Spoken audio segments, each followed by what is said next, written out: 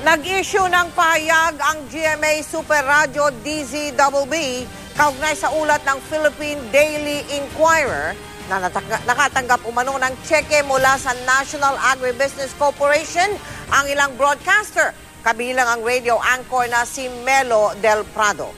Narito po ang pahayag.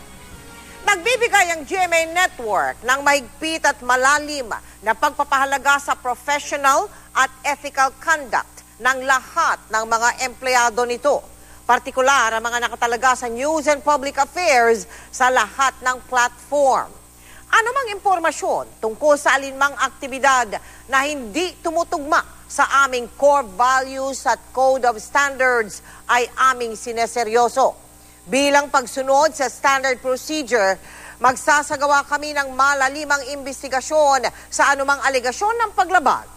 Magkakaroon ng due process at magpapataw ng mabigat na kaparusahan kung kinakailangan.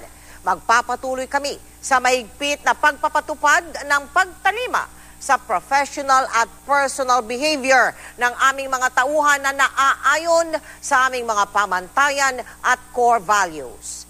Ang pahayag na ito ay mula kay Mike C. Enriquez, consultant ng Radio Operations Group.